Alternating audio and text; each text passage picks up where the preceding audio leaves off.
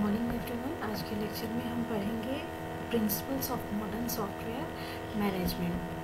ठीक है, तो 10 प्रिंसिपल्स होते हैं किसी भी सॉफ्टवेयर मैनेजमेंट के, जिसको वॉकर रॉयस ने डिफाइन किया हुआ है। तो फर्स्ट कौन सा है?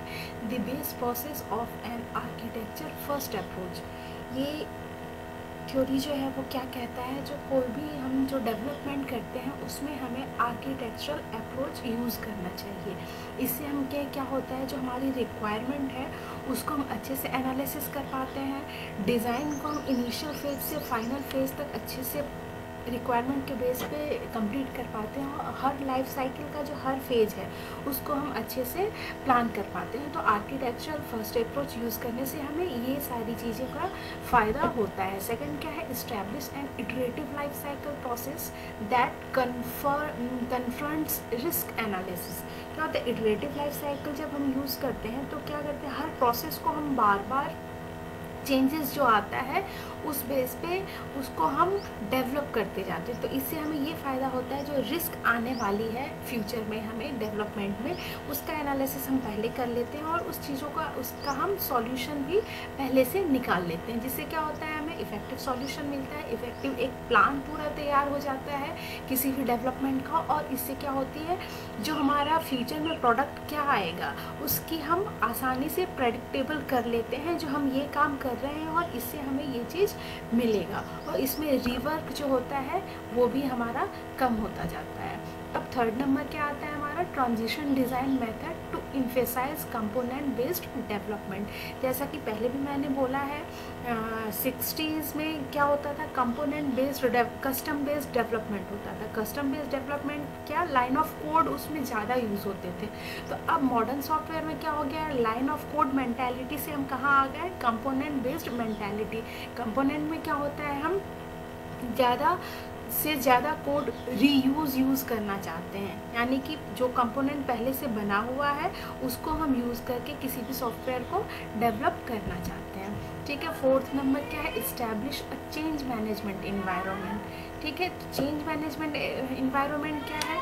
डिफरेंट जो अपने टीम होते हैं वो काम करते हैं, तो उसको हम क्या कर सकते हैं, उनके आइडिया भी लेके हम क्या कर सकते हैं, अपने सॉफ्टवेयर में अपने डिज़ाइनिंग में चेंज को अडॉप्ट कर सकते हैं। फिर है enhance change freedom through tools that support round trip engineering. Round trip engineering में क्या आता है? राउंड ट्रिप इंजीनियरिंग में क्या आता है, जो कितने ज़्यादा से ज़्यादा किसी भी प्रोसेस को हम ऑटोमेट कर सकते हैं और उसको हम सिंक्रोनाइज कर सकते हैं किसी भी इंफॉर्मेशन को।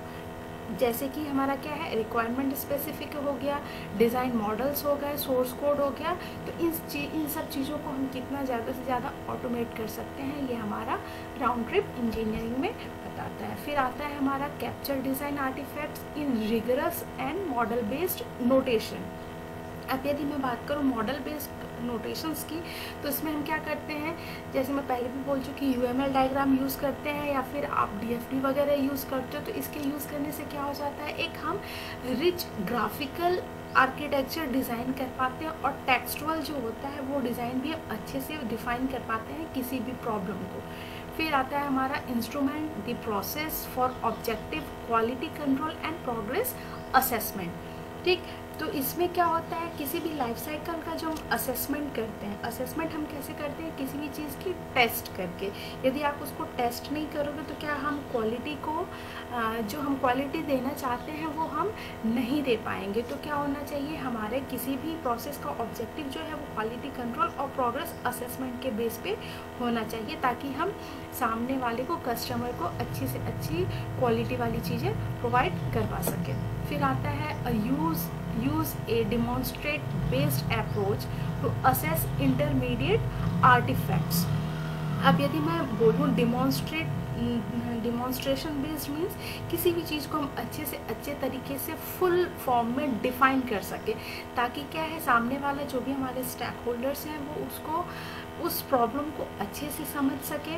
ठीक है, और जो भी हमारा आर्किटेक्चर डिफेक्ट है उसको हम क्या करें, उसको एलिमिनेट कर पाएँ। फिर आता है हमारा plan intermediate release in group of usage scenario with evolving levels of detail.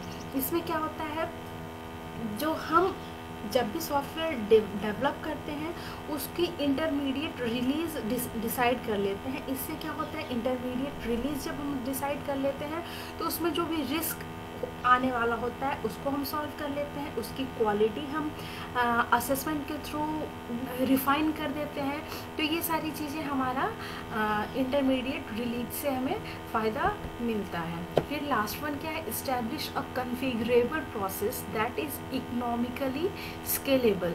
अब यदि मैं बात करूँ कोई सिंगल मॉडल, यदि मैं मानूँ जो ये वाला मॉडल जो है सॉफ्टवेयर डेवलपमेंट के लिए बिल्कुल परफेक्ट है, तो ऐसा कभी नहीं होता जो एक सिंगल प्रोसेस किसी भी सॉफ्टवेयर डेवलपमेंट के लिए परफेक्ट है। तो क्या एक हमारा प्रोसेस जो हमने डिफाइन किया हुआ है एक ऐसा डिफाइन होना चाहिए जो हमारे लिए इकोनॉमिकली एफोर्डेबल हो।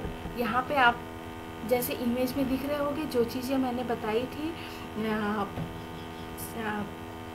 कन्वेंशनल सॉफ्टवेयर में क्या यूज़ होता था और मॉडर्न सॉफ्टवेयर में क्या यूज़ होता है, ये सारी चीज़ें यहाँ पे दिखाया गया। कन्वेंशनल में क्या होता था, वाटरफॉल प्रोसेस यूज़ होती थी, और मॉडर्न में क्या होता है, इटरेटिव अप्रोच यूज़ होता है। वाटरफॉल कन्वेंशनल में रिक्वायरमेंट पे हम पहले ज़्यादा ध्यान देते थे, कस्टम बेस्ड डेवलपमेंट होता था, चेंज को हम अवॉइड करते थे और एडॉप टूल्स यूज़ करते थे। बट मॉडर्न में क्या होता है, इटरेटिव प्रोसेस यूज़ करते हैं, आर्किटेक्चर पे ज़्यादा ध्यान देते हैं, कंपोनेंट बेस्ड डेवलपमेंट होता है, चेंज को हम क्या करते हैं, अडॉप्ट करते हैं, और राउंड ट्रिप इंजीनियरिंग यूज़ होता है। तो आज के लेक्चर में इतना ही। Thank you.